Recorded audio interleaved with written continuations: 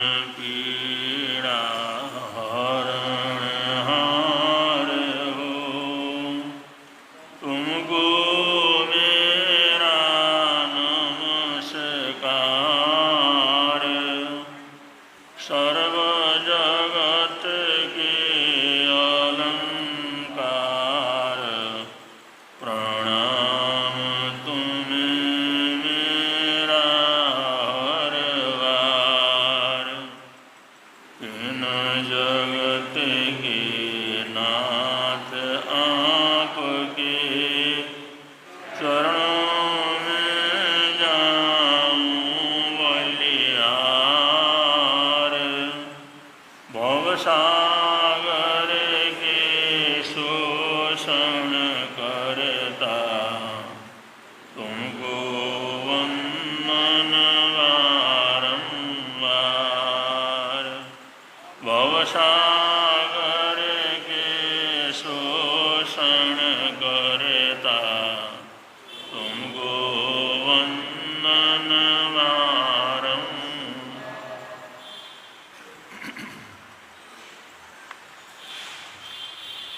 चतुर्मास कल्प की मंगल वेला में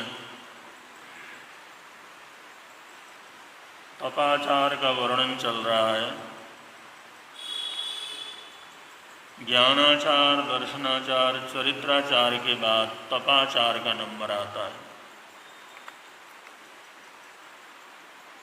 तो तपाचार में 12 प्रकार की तपस्याओं का प्रसंग है। 6 बाह्य तप और 6 आभ्यंतर तप। बाह्य तप का सामान्य विवेचन हो चुका है। आभ्यंतर तप में सबसे पहला तप है प्रायश्चित्त तप।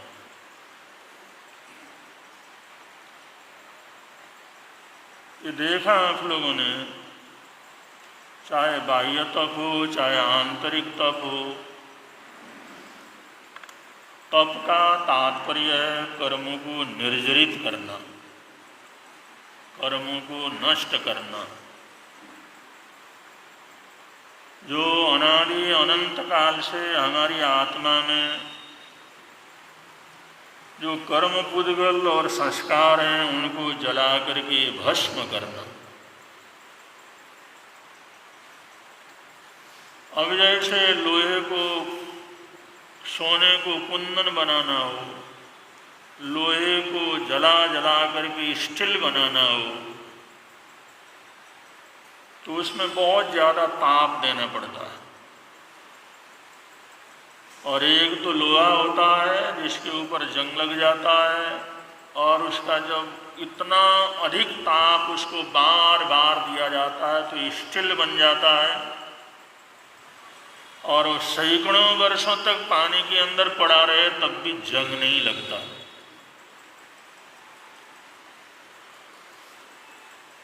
ऐसे ही अपनी आत्मा को संस्कारित करना, पापों से निर्जरित करना, ये निर्जरा तत्व या तपाचार का तात्पर्य है। उसमें आभ्यंतर तपस्या में जो प्रायश्चित्त तप है, इसका मोटी यही जो है वर्णन किया जाता है। कोई गलती हो जाए, कोई भूल हो जाए, कोई पचखान टूटे, कुछ गलत काम हो जाए, हिंसा हो जाए, तो उसको पश्चाताप करना चाहिए, आलोचना वगैरह करना चाहिए, जाकर के किसी के पास बोलना चाहिए हमारे से गलती हुई, क्षमा याचना करना चाहिए। इसको सामान्य रूप से हम लोग प्रायश्चित्त तप जो है कह करके इसकी परूपणा करते हैं। लेकिन शास्त्रकार और विद्वान और साधक जब इसमें विमर्श करते हैं तो कहते हैं ये तो बहुत सामान्य अर्थ है। पश्चाताप करना ये कोई प्रायश्चित्त अभ्यंतर तप का अर्थ हो, ऐसा नहीं है। क्यों? पश्चाताप करने वाला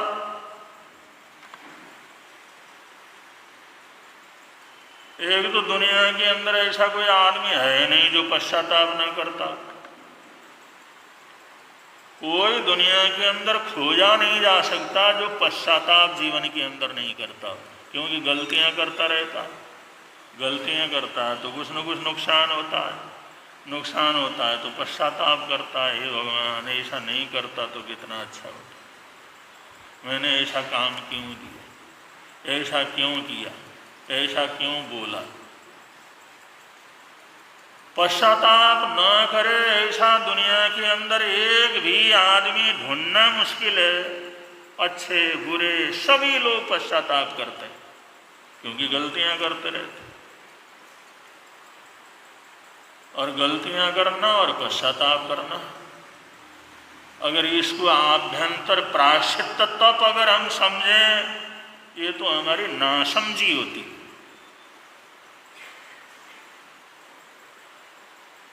और पश्चाताप करने वाला क्या कहता है, वो सोचता है मैं साधु हूँ या श्रावक हूँ या अच्छा व्यक्तित्व है, समाज के अंदर नाम है, अगर इस बात का किसी को पता लग जाए तो क्या होगा, अगर इससे मेरा इमेज खराब हो जाएगा तो बड़ा मुश्किल हो जाएगा, कल जवाब देना पड़ेगा तो बड़ा मुश्किल हो जाएगा। जाकर के क्षमा याचना करता है, पश्चाताप करता है, साहब मैं ऐसा तो कर नहीं सकता, करने का कोई भाव भी नहीं था, लेकिन परिस्थिति ऐसी बन गई इसलिए जो है करना पड़ा, उसके लिए क्षमा याचना करता हूँ। और किसी को भी अगर गुरु को भी जाकर के कहता है भाई मेरे से अपराध हुआ है, आलोचना वगैरह करता है, गुरु कहते हैं क्यों किया, वो तो भाई ऐसी परेशानी आ गई, तो ध्यान नहीं था कर नहीं करना हो ना, ध्यान में था लेकिन मजबूरी हो गई थी, परेशानी हो गई थी, कभी मैं ऐसा तो करता ही नहीं, मैं ऐसा आदमी नहीं हूं, लेकिन बस हो गया वो चीज। पश्चाताप करने वाला यही तो बोलता। किसी का पैसा जैसे किसी ने दिया नहीं, ब्याज दिया नहीं, अगले ने उसको सामने लाया, उन्होंने कहा भाई मैं ऐसा आदमी नहीं हूं, मैं तो एक पैसा किसी का हजम नहीं करता, खाता नहीं, देखो मेरा व्यक्तित्व ऐसा, मैंने आज तक किसी का एक पैसा गमन नहीं किया, लेकिन परिस्थिति ऐसी बनी और मुसीबत ऐसी बन गई, उसमें मजबूरी ऐसी हो गई, ऐसा करना पड़ा, सामने ऐसा नहीं हूं।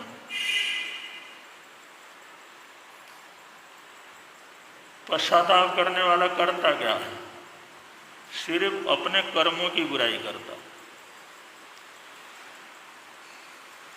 पश्चाताप करने वाला अपने जो कृत्य हुआ है उसकी बुराई करता।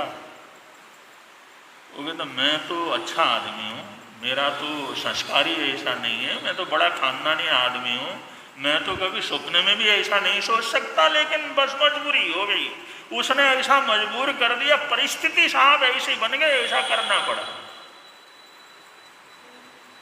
दोष किसको देता है, परिस्थिति, मजबूरी। अब ये पश्चाताप भी कर रहा है तो क्या कर रहा, अपने को अच्छा सिद्ध करने का प्रयत्न कर रहा कि मैं तो बहुत अच्छा आदमी, मैं चोर नहीं हूँ, मैं बेईमानी करने वाला नहीं हूँ, मैं झूठ बोलने वाला नहीं हूँ, लेकिन ये तो परिस्थितियाँ ऐसी बन गई, मजबूरी ऐसी बन गई, हालात ऐसे बन गए, इसलिए करना पड़ा, वरना मैं ऐसा सोच सकता हूँ। इसके अंदर पश्चाताप करने वाला हमेशा अपने व्यक्तित्व को उज्जवल रखता है और अपने कर्मों के लिए कोई न कोई बहाना, कोई न कोई मजबूरी क्या कर लेता है। ऐसा करने वाला कर्मों की निर्जरा कर सकेगा, नहीं कर सकता। ऐसे कर्मों की निर्जरा नहीं होती, ऐसे कर्म हमारे जीवन से हटते नहीं है, आत्मा की पवित्रता घटती नहीं है। और पश्चाताप करने वाला, आलोचना करने वाला सारे हम भी जा करके कर ले, रो करके भी कर ले, लेकिन उसके मन के अंदर कोई तो ऐसी आत्माएं होती हैं, वरना ज्यादातर उसको सिर्फ जो है उस कर्म जो हुआ है, जिसका किसी को पता लगा है या अपना व्यक्तित्व सिद्ध करना है, वो कर लेता है। अब ऐसा करने के बाद फिर अगले साल फिर कर लेता है। संवत्सरी कितने बार आती है हमारे जीवन में, कितने बार संवत्सरी है, और कई कई बार तो 2-2 बार संवत्सरी आती है, जैसे अब के कल संवत्सरी हुई, 1 महीने के बाद और संवत्सरी होना, 2-2 आ जाते हैं, 2-2 पर्युषण मना लेते हैं, 2-2 संवत्सरी मना लेते हैं और फिर सुधरते हैं। अगले संवत्सर तक सारे वो पाप इकट्ठे कर लेते हैं। एक बार आलोचना करता है, प्रायश्चित्त कर लेता है, सब कर लेता है, फिर वही गलती करता चला जाता है। हम हजारों बार आलोचना करते हैं, लेकिन हमारी गलती करने की जो हमारी आदत है वो आदत कभी टूटती नहीं है। इसको अगर हम प्रायश्चित्त कहें, इसको आंतरिक तप कहें, तो इसका क्या फायदा हुआ? ये तो दुनिया के अंदर एक भी आदमी नहीं जो पश्चाताप न करने वाला, गलती करके न रोने वाला हो। झूठे से झूठा आदमी, बेईमान से बेईमान आदमी, वो भी रोता पीड़ता है। करोड़ों रुपया का दगा किया है, छोटी सी गलती के लिए बड़ा पश्चाताप करता है, अरे भाई ये नहीं करता तो बहुत अच्छा था। उसकी बेईमानी थोड़ी छूटती है, उसकी चोरी थोड़ी छूटती है, उसकी गलती करने की आदत थोड़ी छूटती है, वो नहीं छूटती। उसके लिए तो सरकार को डंडे लेकर के चलना पड़ता है। कल संवत्सरी थी और जैन लोग, जो लोग संवत्सरी मना रहे थे या कल पंचमी का उपवास कर रहे थे, तो उनका उपवास तो हुआ, लेकिन हमारे उत्तर प्रदेश के योगी ने हजारों लाखों परिवार का उपवास करा दिया। कल लाखों परिवारों का उपवास करा दिया। किसी को ध्यान में नहीं होगा, योगी ने एक आदेश निकाला, उत्तर प्रदेश के जितने भी कर्मचारी हैं, जितने भी अधिकारी हैं, जितने भी सरकारी अधिकारी हैं, अपना चल अचल संपत्ति का पूरा ब्यौरा हमारे को 3 महीने तक दो। आप लोग सोचते हैं उन लोगों ने भोजन किया होगा कल बहुत लोगों की संवत्सरी हो गई, बहुत परिवारों की संवत्सरी हो गई। न मालूम कितने चूल्हे के अंदर चूल्हा नहीं जला कल। ये योगी का ये छोटी सी लाइन, ये हम समझते हैं साधारण है, ये बड़ा भयंकर है। नींद नहीं आई लोगों को, हैरान परेशान हैं, अब करें क्या? अभी अधिकारियों के लिए जो आदेश निकाला, अगर जो हमारा सरकारी अधिकारी, सरकारी महकमे में जितने भी अफसरात हैं, जितने भी लोग हैं, अपना पूरा पूरा ब्यौरा हमारे को दें। जो ब्यौरा नहीं देगा उसकी तरक्की तो होगी नहीं, उसका प्रमोशन तो होना ही नहीं, और जो नहीं देगा तो उसको छोड़ेगा, और देगा उसको भी छोड़ेगा। जो देगा कहेगा इतना आएगा से, तूने नौकरी ज्वाइन की तो तब तो तेरे पास एक भी मकान नहीं था, आज इतने बंगले कहां से आ गए? सच बोले तो मरे, सच बोले तो मरे, अगर झूठ बोले तो मरे ही मरे। जो नहीं देगा वहां तो इनिशिएशन हो जाएगा, वहां तो अधिकारी आ जाएंगे, वहां तो उनका खोज शुरू हो जाएगा, जांच शुरू हो जाएगा। नहीं देता है तो मरे, देता है तो मरे। अब कितने कर ले ये बहाना बनाएंगे, हमारे ससुराल वालों ने दिया, ये हमारे को दहेज में मिला। अगर दे भी देता है, बंगले में रहता है 200 करोड़ के, और लिखवा भी देता है फिर मेरा एक बंगला तो है, लेकिन वो 25-30 लाख का है, वो आके देखेंगे ना ये 25-30 लाख का बंगला है। बंधु, ये योगी का जो आदेश निकला, इसने सोना खाना हराम कर दिया।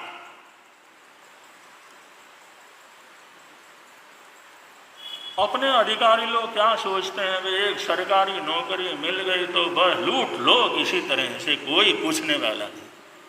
लेकिन आ गया पूछने वाला। ये यही कर सकता है जिसको एक पैसे की लालच नहीं, 2 कपड़े पहनता, आश्रम में रहता है, योगी है, साधु है। वरना बेईमान आदमी ऐसा थोड़ी कर सकता है। बेईमान तो सब मोसरे भाई होते हैं, चचरे भाई होते हैं। ऐसा ही आदमी कर सकता है। केंद्र में बैठा हुआ मोदी और हमारे उत्तर प्रदेश में बैठा हुआ योगी, इनके जिस समय डंडे चलते हैं, इनकी आवाज निकलती है तो लोग सुनते हैं ये लोग क्या कहते हैं और इसका असर क्या होगा। बंधु, लोग एक बार पाप करते हैं, फिर पश्चाताप करते हैं, फिर पाप करते हैं, फिर पश्चाताप करते हैं, फिर पाप करते हैं, फिर पश्चाताप करते हैं। सारी जिंदगी ऐसा ही होता रहता है। हम लोग तुम लोग यही तो करते हैं सारी जिंदगी।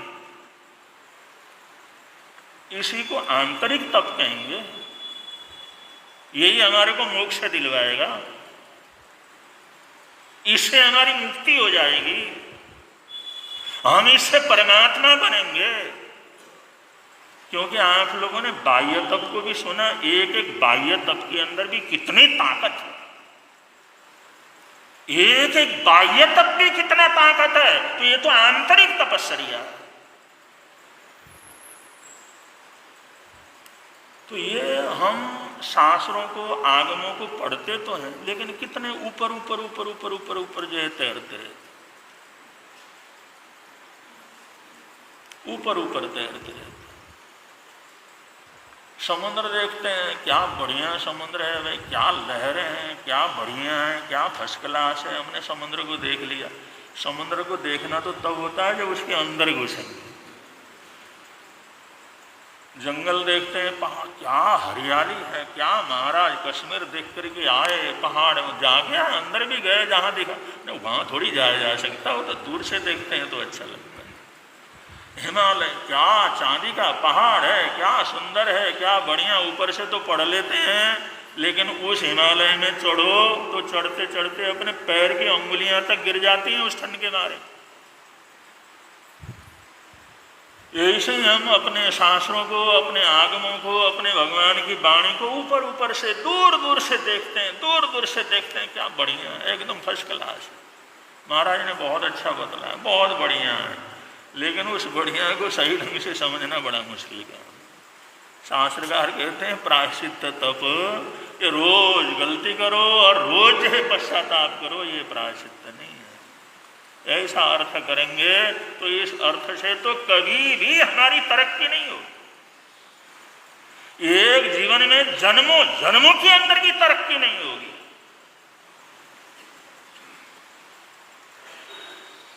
तो बंधुओं, इसलिए कहते हैं आगम को पढ़ना, भगवान की वाणी को सुनना और सुन करके उसकी गहराई तक पहुंचना, उसको सम्यक रूप से जीवन के अंदर उतारना। और कौन है जो रोज कहता क्रोध करना चाहिए? सब कहते हैं क्रोध नहीं करना चाहिए, सभी क्रोध करते रहते हैं। मान नहीं करना चाहिए, वही करते रहते हैं। आपस में प्रेम से रहना चाहिए, रोज लड़ते झगड़ते रहते हैं। एक श्रावक तो कहते हैं हम तो फिर भी नहीं झगड़ते, साधु ऐसा झगड़ाते हैं महाराज भाई, उनके पीछे हमारे को भी झगड़ा करना पड़ता है। वो कहते हैं हम नहीं झगड़ते, ये आप लोग हैं ना साधु संत आचार्य बड़े बड़े विद्वान, आप लोग ही हमारे को झगड़वाते हैं, आप लोग ही नियम दिलवाते हैं, आप लोग भी एक दूसरे के प्रति बैर पैदा करते हैं। वास्तविकता तो ऐसी है।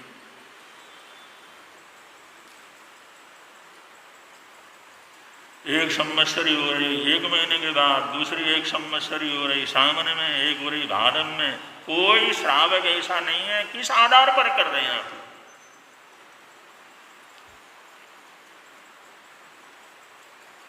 अरे भाई हमने बोल दिया ना, कर लो, तुम्हारे को क्या फर्क पड़ता है?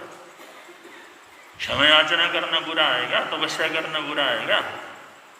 लेकिन बंधु इन्हीं चीज़ों से हमारा सामाजिक ताना बाना छिन्न भिन्न हो जाता है, नष्ट हो जाता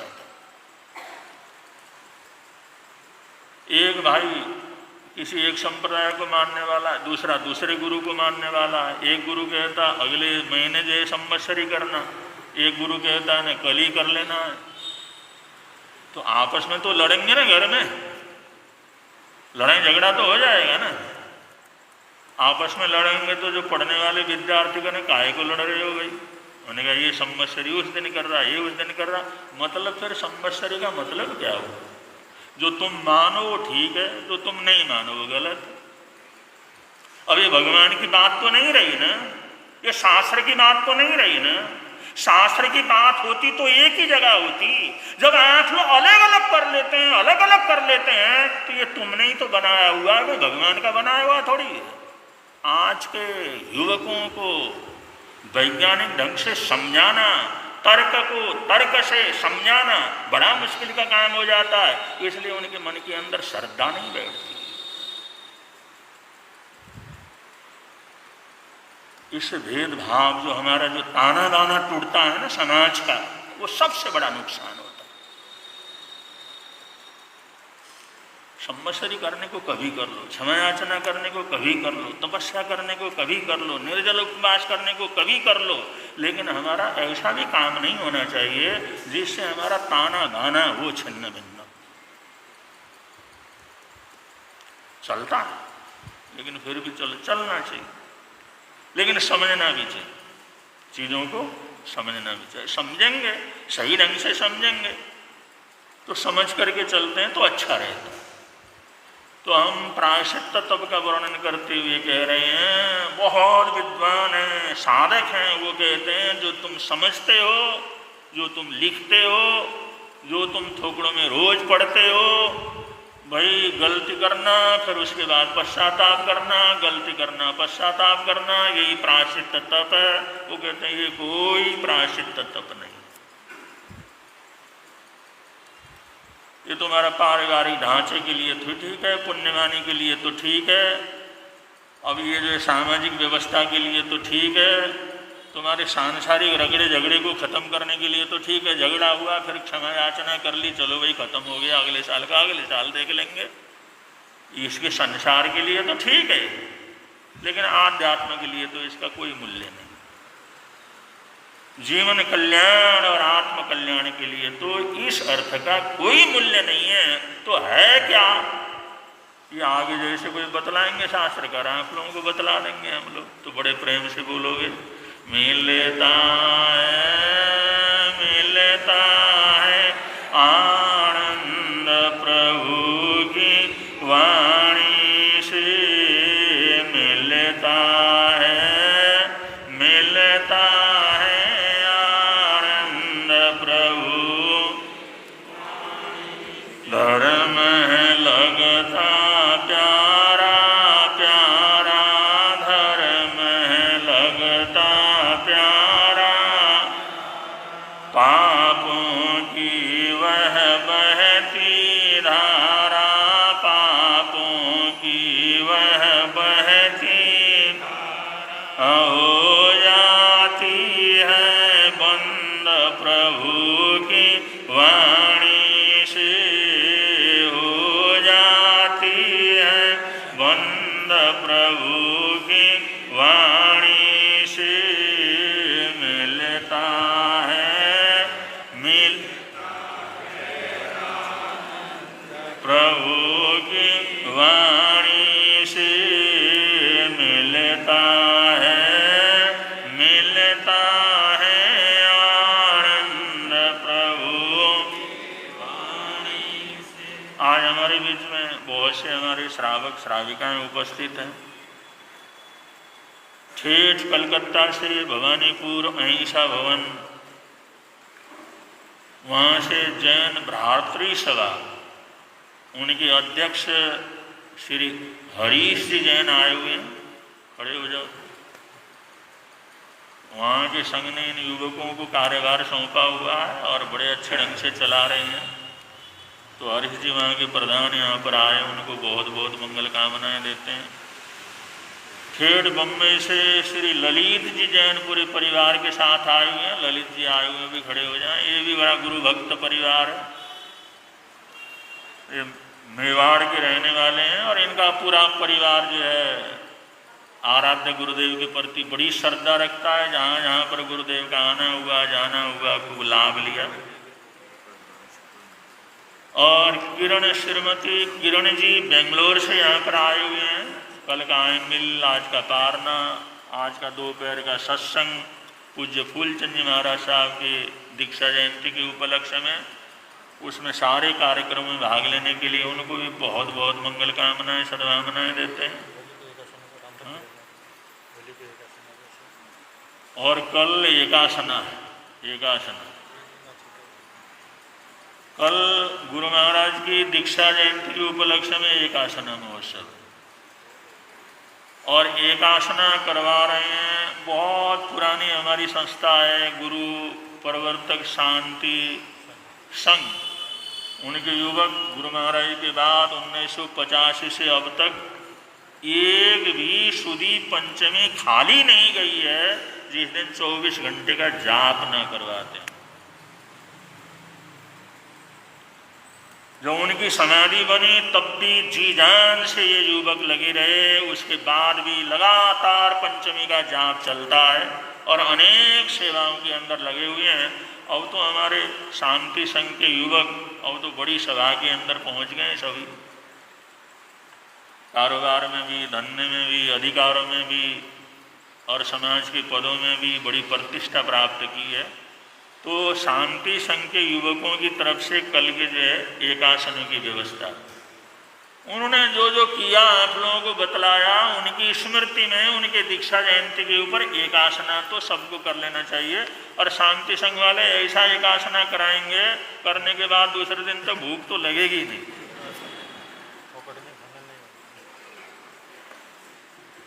ऐसा मस्त जो एकासना कराएंगे वो लोग। इसलिए सबने एकासना करना। एक तो गुरुओं का स्मरण है, अपने बच्चों के जो है सेवा को, बच्चों को सेवा देने का आपके तो सब बच्चे हैं, उनको खूब सेवा का लाभ दो, ज़्यादा से ज़्यादा करो जिससे उनका भी उत्साह आगे से आगे बढ़ता रहे। तो कल के एकासनों का सबने ध्यान रखना है। और हमारे बीच में बड़ौद का श्री संघ, वहाँ के मंडी से भी और शहर से भी दोनों संघ के हमारे पदाधिकारी प्रबुद्ध श्रावक, क्योंकि यूपी और यूपी में बड़ौद, मेरठ, कांडला वगैरह ये सब गुरु महाराज के पुराने क्षेत्र रहे। और कोई साल जाते नहीं जाता था जब हमारा दीक्षा वगैरह हुई। इन्हीं इलाकों के अंदर गुरु महाराज यहाँ थे, चतुर्मास हुआ, चलो भाई यहाँ से चले, इन्हीं छोटी लाइन के क्षेत्रों को फर्श करके आए यहाँ पर। और बड़ौद के साथ तो हमारा बहुत गहरा संबंध है। एक तो आराध्य गुरुदेव का चतुर्मास हुआ 80-81 में, मंडी में सबसे पहला गुरुदेव का चतुर्मास हुआ। उस समय हम पढ़ते थे, पढ़ाई करते थे, व्याख्यान वगैरह कर लेते थे, अभी सीखे हुए थे, थोड़ा थोड़ा कर लेते थे। लेकिन व्याख्यान होने के पहले ही लोग मंडी में इधर उधर दुकानों में अपने, जैन लोग नहीं, जैन तो आते थे थाने में, जो नॉन जैन हैं वो भी बाहर कुर्सी डाल करके बैठ जाते। वो श्रेणिक चरित्र सुना ना, ये श्रेणिक चरित्र वहाँ सुनाया था, वो कहते श्रेणिक चरित्र हमने सुनना। तो थाने तो भरता, गली भी भर जाती। दुकानों के सामने बैठ करके लौट फिकर लगे हुए थे, दोनों तरफ इतना भीड़ भाड़ नहीं था, इतना जो है हवल्ला भी नहीं था, इतने बाइक तब कहाँ थे, इतने खुला रहता था। तो अपने अपने दुकानों के सामने बैठ करके सुनते थे। उन्होंने हमारे को बड़ा उत्साहित किया। एक दिन भी नहीं करते आ जाते थे। आज महाराज ने वो कथा क्यों नहीं की, आज श्रेणिक कथा क्यों नहीं किया, तो उन्होंने बड़ा उत्साह दिया। तो हमारे को बड़ी खुशी हो जाती थी जब इतने लोग सुनते हैं तो फिर खूब तैयारी करके सुनवाओ। और दूसरा हमारा गुरु महाराज के देवलोक के बाद आराध्य गुरुदेव से अलग होकर के तो क्या स्वतंत्र चतुर्मास वो भी हमारा बड़ौद के अंदर शहर में हो। और उसी साल हमने जिंदगी में पहली बार गुरुदेव की जन्म जयंती मनाई, वरना गुरुजी कहाँ जन्म जयंती मनाने देते। उनके लिए कोई प्रशंसा करते, रंडा रोना कहाँ को रो रहा, चुप कर, वो नहीं देते। वो जन्म जयंती क्या मनाने देते। वो बड़ौद में हमने जो मनाया था, तो उस समय जो गुरुदेव के कुछ 20-21 वर्ष का, वो 18-20 वर्ष का, 16-17 वर्ष का चल रहा था आइमिल। तो हमने कहा भाई गुरुदेव जी इतने साल हो गए, तो इतने 100 आइमिल तो होना चाहिए, 1700 आइमिल तो होना चाहिए। तो युवकों के अंदर बड़ी लगन चल रही थी। गुरु जी महाराज आपने जो बताया ना आइमिल करवाने का, आपकी बात हम 19 नहीं 21 करके दिखाएंगे। मैंने कहा तो बड़ी अच्छी बात है। हमने कहा फिर 2100 आइमिल करके दिखाओ। पहली बार 2100 आइमिल वहाँ करवाए थे, घर घर, दुकान दुकान, कॉलेज में, गलियों में, स्कूल की लड़कियां, कॉलेज की लड़कियां, कॉलेज के बच्चे, क्या आइमिल की धूम थी उस समय।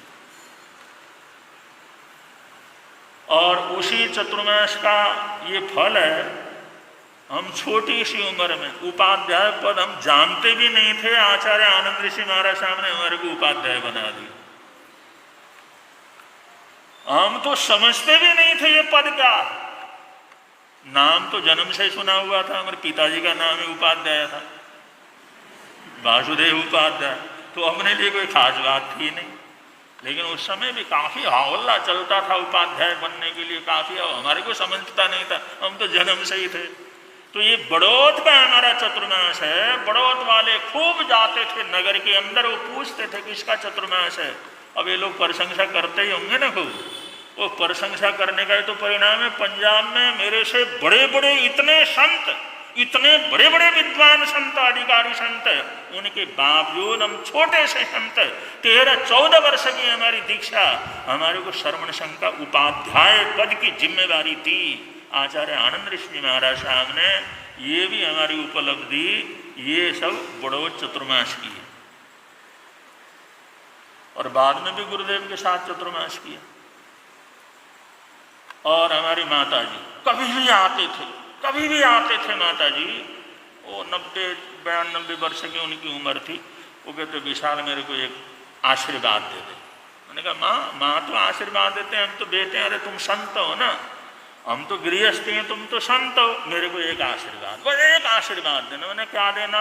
मैंने चलती फिरती जाऊं, बस चलती फिरती जाऊं, तो मेरे हाथ पैर चलते रहें, मैं बिल्कुल बेड़ के अंदर न चलती फिरती जाऊं, हमेशा उनकी ये भावना रहती।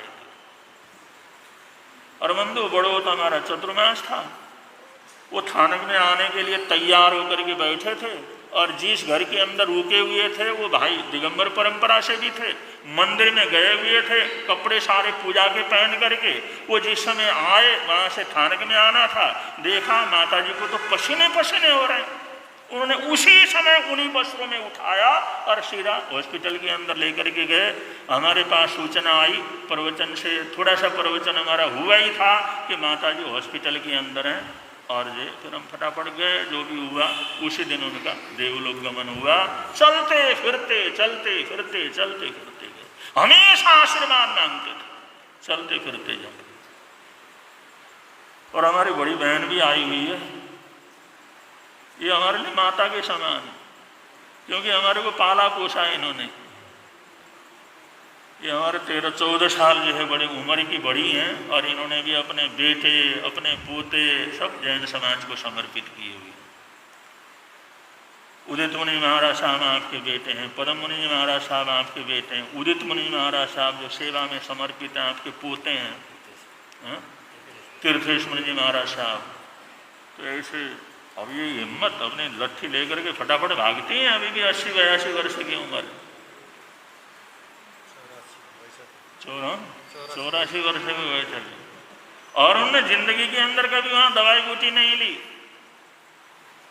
इनके छोटे हैं, 14 बच्चे हैं, 14 बच्चों की माँ है। कोई मिलिट्री में है, कोई पुलिस वाले में है, कोई नेपाल में है, कोई इंडिया में है, कोई भारत में है, कोई अरब में है, दुनिया भर में फैले हुए। लेकिन पुराने लोग वरना आजकल तो जो है आदमी कहाँ जो है सोचता है वैसे जमाने में बूढ़ा हो जाता है। ये पुराने लोग कभी कोई हॉस्पिटल नहीं गए, कभी कोई इलाज नहीं करवाया, पहाड़ों में रहे और आज 84 वर्ष की उम्र में भी अपना फटाफट चलते फिरते घूमते फिरते। हम सोचते हैं भगवान हमारे को भी ऐसे ही रखे, चलते फिरते रहें चलते फिरते रहें। तो आज हमारा बड़ौत का संघ आया हुआ है और बड़ौत का संघ उसके साथ माता जी का स्वर्गवास बड़ौत में हुआ, तो हमारे लिए बड़ी पुण्य भूमि है वो। तो आज संघ आया हुआ, जो आए हुए हमारे संघ में बड़ौत वाले खड़े हो जाओ। ये हमारे बड़ौत के श्रावक हैं जिन्होंने हमेशा ही जो सेवा का लाभ लिया। श्राविका जी भी आई हुई हैं, तो आप लोग आए, सबको बहुत बहुत मंगल कामनाएं सदकामनाएं। अब संघ की तरफ से सूचनाएं हैं, उससे पहले पचखान है। आज का एक आसना भी आसना किसी वो तो एक आसना भी आसने का बचखान, आज के एक आसना भी आसने का बचखान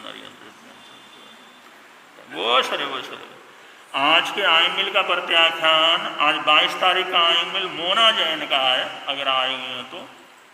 आज के उपवास का प्रत्याख्यान अगर किसी का उपवास हो तो, हाँ शिमला जी का आज 23वां आयमिल है।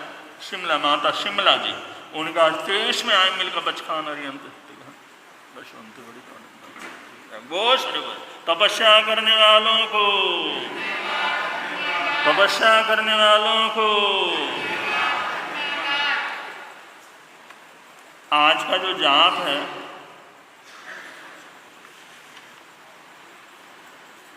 आज का कौन सा जाप है? श्री अरिष्ट नेमि भगवान को वंदनवा